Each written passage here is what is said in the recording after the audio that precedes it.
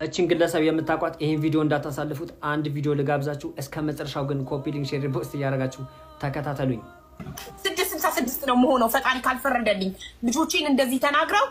ሰይጣንን ማምለክ ጀምራለሁ ልጆቼን እንደዚህ ተናግረው ፈጣሪ ሲፈጠረው ልጅ ማይሰማ ደንቆሮ ማይ ስለሷ ከማውራቴ በፊት በዚህ ሶሻል ሚዲያ ላይ ከብዙ ሰዎች ጋር እንገናኛለን በሐሳብ ላይ እንግባባ እንችላለን አንድ አይነት ሐሳብ ላይ ኖረን እንችላለን ከሰውም ጋር እንጣላ እንችላለን ነገር ግን ወደ ሰው ደካማ ጎን አንሂድ ወደ ቤተሰብ አንሂድ ወደ እናትና አባት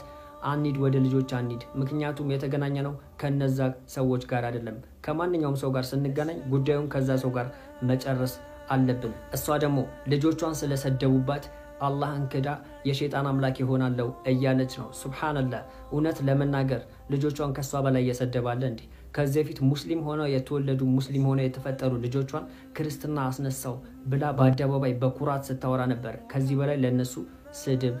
የለም በጋዛ ህፃናት በጋዛ በወራሪዋ እስራኤል ብዙ ህፃናቶች ሲጨፈጨፉ የወራሪዋ እስራኤል ቦምብ የገደለባቸው እናቶች ልጆቻቸው ሞተውባቸው አልহামዱሊላህ ልጄ ሸሂድ ሆነ ብለው የሚመጣባቸው በላ በሶብር ያልፉታል ከልጆቻቸው ጋር በጀነት እንደሚገናኙ እርግጠኛ ስለሚሆኑ በሶብር ያልፉታል ልጄ ሸሂድ ሆነ ብለው ለአላህ ሁሉም ነገር አሳልፈው ይሰጣሉ እዚህ ጋር ደግሞ ልጆቼ ተሰደቡ ብላ አላህን ክዳ የሸይጣን አምላክ ይሆናለው እያለች ትገኛለች እዚህ ሚዲያ ላይ በጣም የሚገርመኝ ነገር ከ200,000 ወይም ከ300,000 ተከታይ ያላቸው ሰዎች የሆነ እንከን ሲያጋጥማቸው እምነቴን እቀይራለሁ ይያሉ ያስፈራራሉ ማንን ነው የምናስፈራራው አላህን ነው ወይስ ሙስሊሞችን እስልምና ማንንም ስለመጣ የሚጨምርለት ማንንም ስለሄደ የሚጎዳ አይደለም ምክንያቱም እስልምና ድሮም ሆነ ወደፊቱ